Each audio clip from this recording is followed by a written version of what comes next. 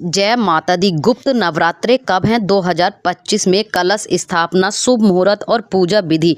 माघ गुप्त महीना जो है गुप्त नवरात्रि के दौरान माँ दुर्गा के 9 स्वरूपों की पूजा होती है और यह 10 विद्याओं की पूजा होती है। सभी दिन देवी भक्तों के लिए बहुत खास होता है और वही दिन हिंदुओं का धर्म के में विशेष महत्व है। ऐसा कहा जाता है कि जो लोग इस दौरान माता रानी की विधिवत पूजा करते हैं उन्हें सुख शांति की प्राप्ति होती है, साथ ही जीवन सुखी में रहता है और जीवन यापन बहुत अच्छा व्यतीत होता है।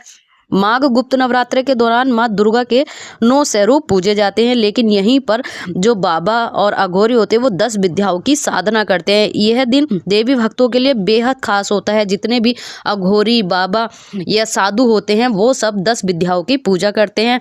गुप्त तरीके से की जाती है साधना। तो नवरात्रि के दौरान कन्या पूजन करने से भी जीवन में सौभाग्य आता है। यही गुप्त नवरात्रे का जो व्रत है बहुत महत्वपूर्ण माना जाता है, लेकिन इसके बारे में जानकारी बेहद कम लोगों को ही होती है। जो लोग इस व्रत का पालन करते हैं वो 9 दिनों और 9 रातों तक कठिन उपवास रखते हैं और संपूर्ण भाव से साथ ही देवी दुर्गा की पूजा करते हैं। ये गुप्त तरीके से की जाती है। जानकारी के लिए बता दूं आपको कि नवरात्रि इस साल में 4 बार आती हैं, जो कि आप जानते हैं चैत्र नवरात्रि और शारदीय नवरात्रि, जो कि नॉर्मल होती है, सभी को पता होती है, और बाकी 2 माघ आषाढ़ के दौरान आती है जिन्हें गुप्त नवरात्रि के रूप में माना जाता है। इस साल माघ महीने की गुप्त नवरात्रि की जो शुरुआत है वो 30 जनवरी 2025 को होगी। और आइए इसलिए इस दिन से जुड़ी कुछ खास बातें माता रानी के बारे में कि माघ गुप्त नवरात्रि की जो शुभ मुहूर्त है वो कब से कब तक है। हिंदू पंचांग के अनुसार आप सभी जानते हैं कि हिंदू पंचांग में माघ शुक्ल प्रतिपदा तिथि जो है 29 जनवरी 2025 को शाम 6:05 पर शुरू होगी। वही इस तिथि का समापन 30 जनवरी को शाम 4:01 पर होगा। उदय तिथि को देखते हुए माघ गुप्त नवरात्रि जो है 30 जनवरी 2025 दिन गुरुवार से शुरू होगी। यही घट स्थापना का जो मुहूर्त है वो 30 जनवरी को माघ गुप्त नवरात्रि की कलश स्थापना का पहला शुभ मुहूर्त सुबह 9:25 से सुबह 10:46 तक रहेगा। इसके साथ ही दूसरा शुभ मुहूर्त दोपहर 12:13 से दोपहर 12:56 तक का रहेगा।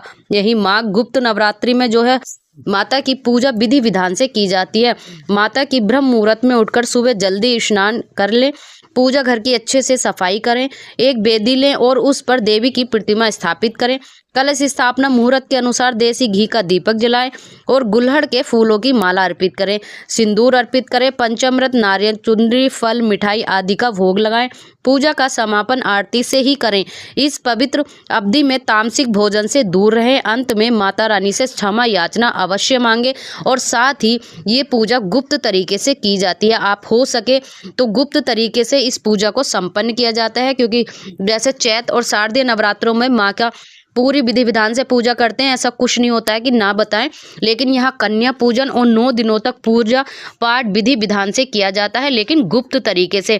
अगर आपका आसन घर में है तो आपको गुप्त तरीके से माता रानी का आसन लगाना है, उनकी 9 दिनों तक पूजा अर्चना आराधना करनी है।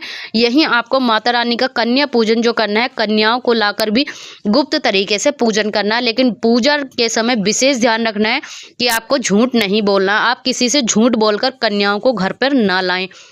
आपको हो सके तो जिस तरीके से भी आप समझा सकते हैं माता रानी को समझा दीजिए। अगर आपने चैनल पर पहली बार आए तो प्लीज़ चैनल को सब्सक्राइब कर लीजिए। और कन्या पूजन की गुप्त नवरात्रों में कैसे करते हैं, क्या कहा जाए, मैंने और भी वीडियो डाली हैं, तो चैनल पर जाकर चेकआउट कर सकते हैं। और आगे की सारी गुप्त नवरात्रियों की पूजा विधि या किस प्रकार माता की पूजा करनी चाहिए, आराधना करनी चाहिए, गुप्त तरीके से कन्या पूजन कैसा करना चाहिए, चैनल पर जाकर आप चेकआउट कर सकते हैं। जय माता दी।